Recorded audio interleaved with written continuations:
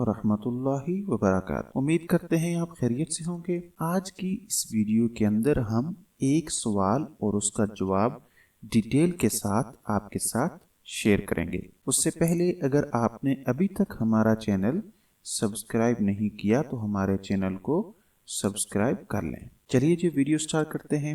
सवाल यह है कि ईमान क्या है, हदीस की रोशनी में वजाहत करें। जवाब, हदीस जिब्राईल में हज़रत जिब्राईल अलैहिस्सलातु वस्सलाम का पहला सवाल ये था कि इस्लाम क्या है। इसके जवाब में नबी करीम सल्लल्लाहु अलैहि वसल्लम ने इस्लाम के 5 सुतूनों का जिक्र किया।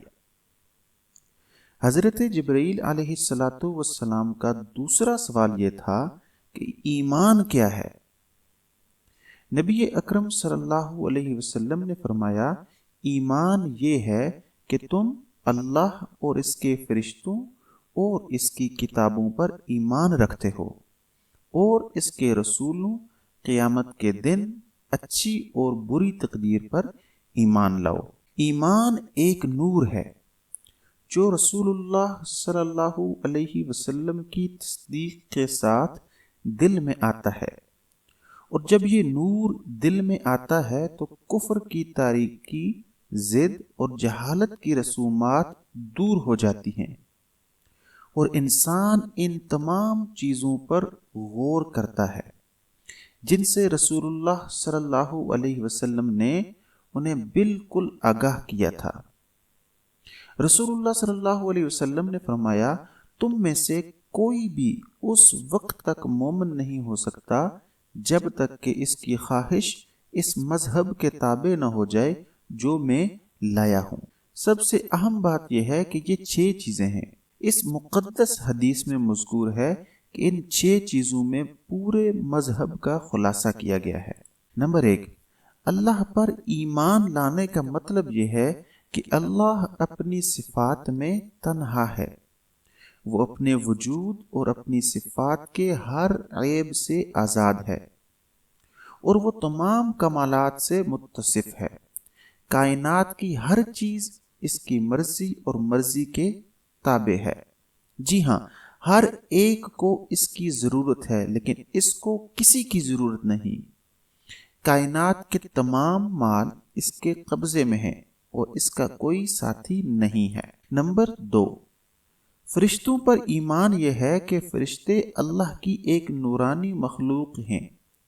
वो अल्लाह की नाफरमानी नहीं करते बल्कि जो हुक्म दिया गया है वो अमल करते हैं, और जिसे अल्लाह ने अमल करने का हुक्म दिया है वो इसमें एक लम्हे के लिए भी सुस्ती नहीं करते। नंबर 3, रसूलों पर ईमान लाते हुए अल्लाह ने बाज़ लोगों को अपने बंदों की रहनुमाई के लिए मुंतखब किया है और उन्हें अपनी रज़ा और नाराज़गी से आगाह किया है। उन्हें रसूल और नबी कहा जाता है। अल्लाह की खबर लोगों तक सिर्फ रसूलों के ज़रिए पहुँचती है। पहले नबी हज़रत आदम अलैहिस्सलातु वस्सलाम थे और आखिरी नबी हज़रत मोहम्मद मुस्तफ़ा सल्लल्लाहु अलैहि वसल्लम हैं, और हज़रत मोहम्मद सल्लल्लाहु अलैहि वसल्लम के बाद क़यामत तक कोई नबुव्वत हासिल नहीं करेगा, लेकिन आपका लाया हुआ दीन क़यामत तक जिंदा रहेगा। नंबर 4, किताबों पर ईमान। अल्लाह ताला ने अपने बंदों को अंबिया के ज़रिए हिदायत देने के लिए बहुत से आसमानी हिदायतनामे अता किए। उनमें से 4 सबसे मशहूर हैं। तौरात जो हज़रत मूसा अलैहिस्सलातु वस्सलाम पर नाज़िल हुई, ज़बूर जो हज़रत दाऊद अलैहिस्सलातु वस्सलाम पर नाज़िल हुई, इंजील जो हज़रत ईसा अलैहिस्सलातु वस्सलाम पर नाज़िल हुई, और कुरान पाक जो पैगम्बर इस्लाम सल्लल्लाहु अलैहि वसल्लम पर नाज़िल हुआ। ये आखिरी हिदायत है जो अल्लाह ताला ने अपने बंदों की तरफ भेजी थी। अब तमाम इंसानों के लिए इसकी पैरवी करना फ़र्ज है और इसमें तमाम इंसानियत की निजात है। जो अल्लाह की इस आखिरी किताब से मुंह फेरेगा वो नाकाम और नामराद हो जाएगा। नंबर 5, क़यामत के दिन ایمان یہ ہے کہ ایک وقت آئے گا کہ جب ساری دنیا ختم ہو جائے گی اور زمین اور آسمان فنا ہو جائیں گے۔ اس کے بعد خدا سب کو زندہ کرے گا اور دنیا کے لوگوں کے اچھے یا برے کام سب کی ذمہ دار ہوں گے۔ حساب ہوگا، انصاف کا توازن قائم ہو جائے گا اور ہر شخص کے اچھے اور برے اعمال اس میں تولے جائیں گے۔ جس شخص کی نیکیاں باری ہوں گی اسے اللہ کی رضا ملے گی اور وہ اللہ کی رضا اور قربت کی جگہ ہمیشہ رہے گا اور وہ جنت میں رہے گا۔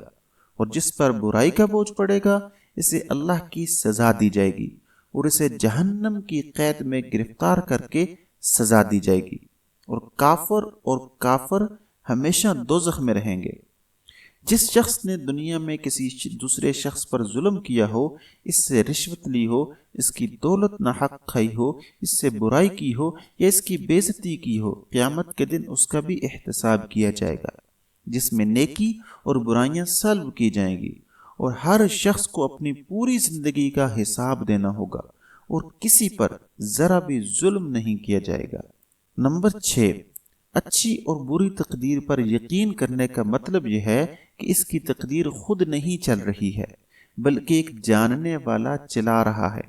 اس کے ذہن میں جو خوشگوار یا ناخوشگوار واقعات رونما ہوتے ہیں وہ سب اس کی مرضی اور طاقت اور حکمت سے ہوتے ہیں۔ کائنات کے تمام حالات کا علم اللہ تعالیٰ کے پاس ہے، اور کائنات کے تخلیق سے پہلے اللہ تعالیٰ نے وہ تمام حالات لکھے تھے جو لوح محفوظ میں ہونے والے تھے۔